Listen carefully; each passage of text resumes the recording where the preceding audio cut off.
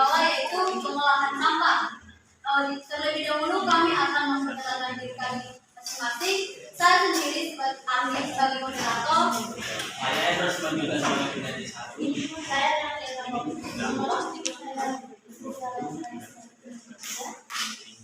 di sini kami mempunyai media, yaitu poster. Di depan ini bisa Bapak Ibu lihat sendiri, dan leaflet. Saya akan membagikan leafletnya.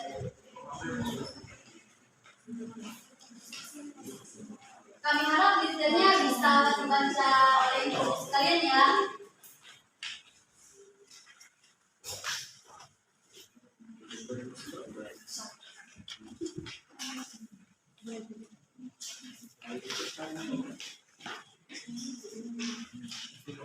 Baik, selama melakukan penipuan ini, kami harap Bapak Ibu dapat mendengarkan dan memahami apa yang kami jelaskan di depan sini.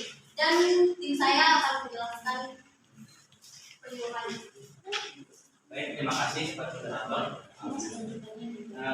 Bapak Ibu, di sini saya akan melakukan penyuluhan, yaitu dengan judul tema kami itu pengelolaan sampah. Mungkin Bapak Ibu sudah sering atau tidak asing lagi di telinga Bapak Ibu mengenai sampah ini. Atau bisa juga kita lihat di kehidupan sehari-hari, bahkan di jalan, bahkan di sungai pun sudah banyak berserakan sampah. Ada yang tahu itu Bapak Ibu apa itu sampah? Jadi pengertian sampah tersebut, Bu, sampah itu merupakan adalah sisa kegiatan sehari-hari manusia atau proses alam yang berbentuk padat.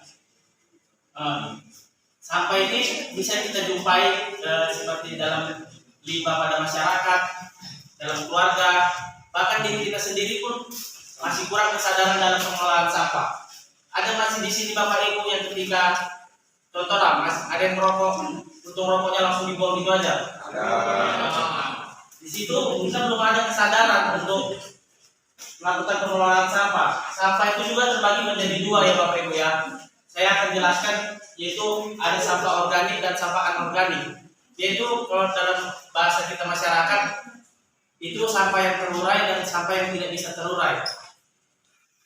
Dan akan dijelaskan lagi kembali kepada rekan saya, Renata.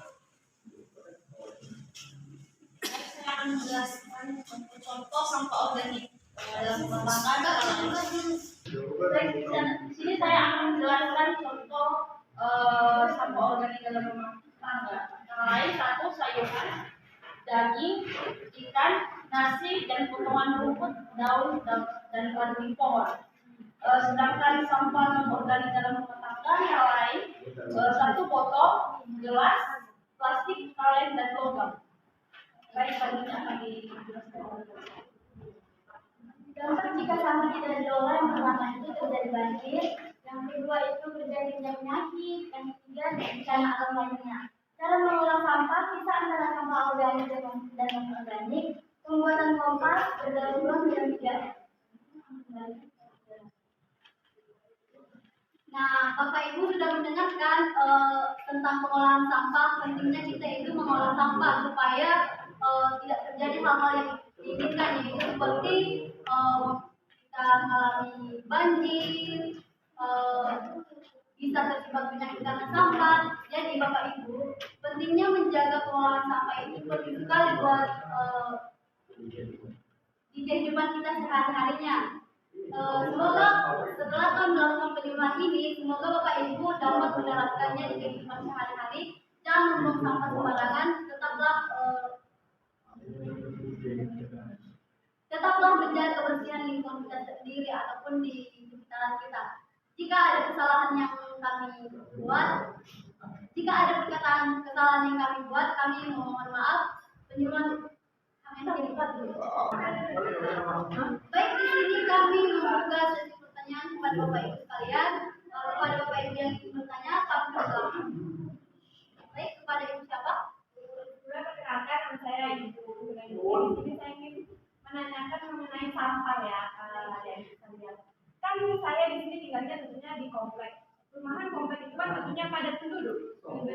Jadi pertanyaan saya, mana sih yang baik dilakukan untuk mengelola sampah? Sedangkan kalau misalkan mengelola sampah dengan cara menanam untuk menjadikan pupuk itu kan tidak memungkinkan karena tempat yang terlalu sempit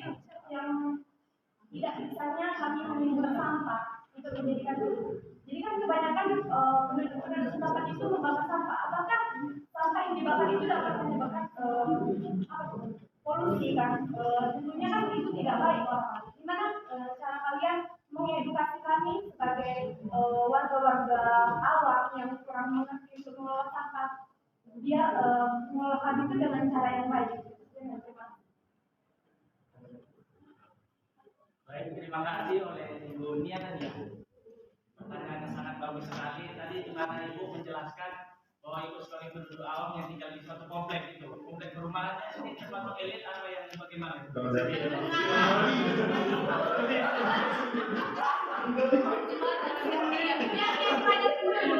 Komplek yang pada penduduk berarti daerah perkotaan ya. Kita sama-sama tahu bahwa daerah perkotaan itu dilarang atau dalam wali kota itu menjelaskan ada peraturan kita tidak boleh mencemari polisi lingkungan. Dengan baik kepada di dunia di mana kan kita tinggal di daerah perkotaan itu kita tidak boleh asal-asal membakar sampah itu. Itu kan sudah ada peraturan tersendiri dari wali kota di mana sampah-sampah yang ada di kota ini ada juga dia sebagai dinas lingkungan hidup untuk memperhatikan bagian sampah yang di mana kita hanya membuang sampah non organik itu yang tidak bisa terurai seperti botol-botol plastik, bahkan ember-ember itu kita buang ada tempat kita sendiri kalau kita di kota. Beda kita di daerah pedesaan yang kita bisa sendiri membakar sendiri karena masih banyak di situ seperti lingkungan-lingkungan yang jarang penduduknya, bahkan masih banyak ada tempat kita sendiri kalau kita di kota. Beda kita di daerah pedesaan yang kita bisa sendiri membakar sendiri karena masih banyak di situ seperti lingkungan-lingkungan yang jarang penduduknya, bahkan masih banyak di desa-desa gitu kan, desa-desa seperti yang masih kolot, masih banyak orang kesadarannya udahlah dibakar aja gitu. Jadi kalau untuk di perkotaan itu kita tidak boleh melakukan pembakaran sampah, itu akan mencemari udara. Dan kalau kita di komplek itu tidak ada yang namanya seperti kan kalau di komplek itu kan di perkotaan melihat tanah aja udah susah, bahkan udah di semen gitu kan untuk melihat dedaunan yang jatuh itu sudah itu termasuk sampah organik yang susah gitu, yang mudah terurai. Sudah susah di daerah perkotaan. Jadi kita sebagai masyarakat awam yang tinggal di komplek atau di perkotaan, kita harus memperhatikan kondisi lingkungan kita juga. Coba ibu bayangkanlah dulu ibu membakar sampah, sedangkan tetangga ibu udah berdekatan, apa nggak kena maki? Itulah bahasa kasarnya dulu ya. Nah, boleh Bu? Nah kan begini, saya memang tinggal di kota. Cuman kata adik tadi kan dikatakan bahwasanya pemerintah menangani kasus seperti ini untuk menerjunkan petugas sampah yang mengumpulkan sampah ke setiap komplek rumah. Tapi sedangkan saya yang tinggal di kota tersebut tidak ada pemerintah yang datangi ke komplek tersebut. Jadi mau nggak mau sampah di komplek itu kami bakar. Baik Bu, di sini saya akan menanggapi yang Ibu bilang. Saya perlu revisi yang Ibu bilang. Tadi saya bilang tiap kota itu ada namanya dinas lingkungan hidup. Yang di mana? Apakah Ibu nggak pernah melihat mobil-mobil sampah, truk sampah yang melintas? Tahu ya? Itu termasuk dinas lingkungan hidup. Yang di mana pemerintah kota seperti kota Medan inilah. Itu penggeraknya mulai dari wali kota itu mereka dapat gaji dari wali kota untuk membuang sampah atau mengangkut sampah dan itu ada. Jadi ada tempat sendiri, bukan kita suka melakukan sendiri Bu. Tidak dapat dimengerti. Baik, terima kasih. Baik, Bapak Ibu yang dari penyuluhan kami harap Bapak Ibu seperti yang apa yang sudah kami jelaskan dalam hal ini dan bisa Bapak Ibu terapkan di kehidupan sehari-hari. Buat ibu yang bertanya, kami ucapkan terima kasih atas pertanyaan yang bagus. Jika ada perkataan yang salah kami buat, kami minta maaf. Sekian dan terima kasih atas kehidupan.